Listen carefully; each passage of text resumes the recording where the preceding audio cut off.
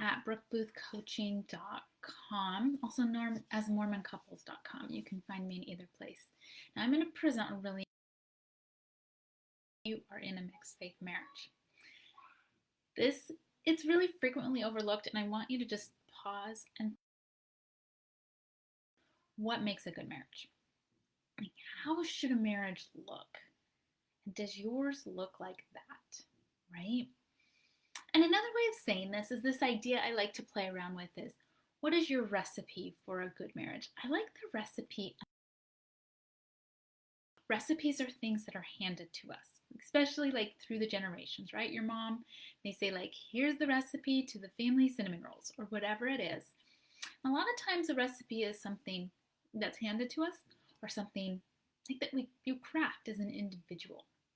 And I know for most of us in the LDS transition, we're given a recipe for what a marriage should look like.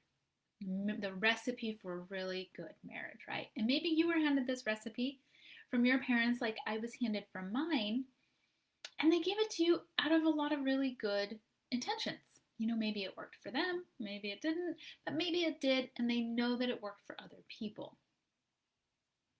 And maybe that recipe has a lot of good components, and maybe things that aren't so helpful anymore.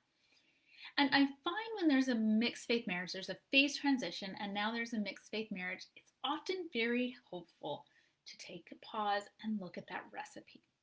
Look at those things that we think make for a good marriage and really take a look and ask, is this still true? So let me tell you about the recipe I was given. I was given that you do 4 things and you will have a good marriage. And I did them.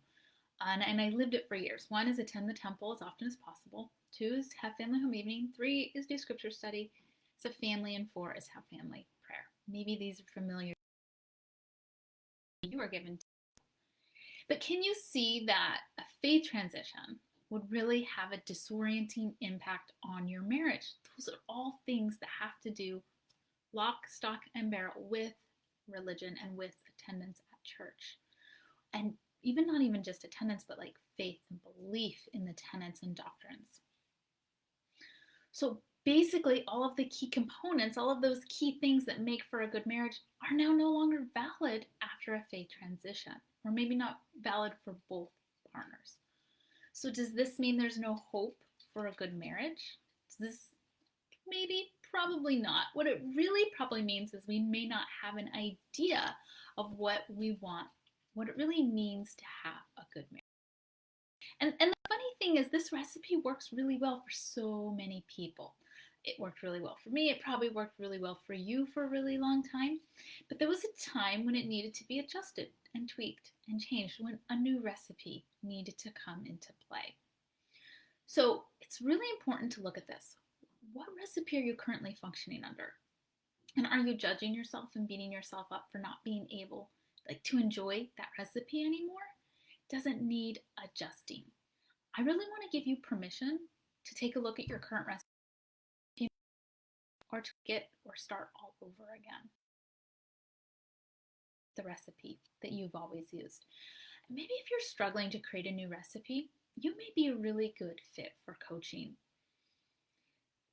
A lot of times when we get into this new territory and we have this identity crisis, which is really what happens with the faith transition, and then the marriage transition that happens with it, a lot of times we don't even know which way is up. Coaching can be such a good fit for somebody like that. All you need to do is you just go to my website, brookeboothcoaching.com or mormoncouples.com. Like I said, they'll take you both there. Just click on the button for a free call. We can set up a time to have a conversation together, one-on-one. Find out what's really going on in your mixed faith marriage. Find out what recipe you were using and what recipe you want to be using. Together we can come up with a way to really get you there. All right, reach out. We'll talk soon. Wishing you the best.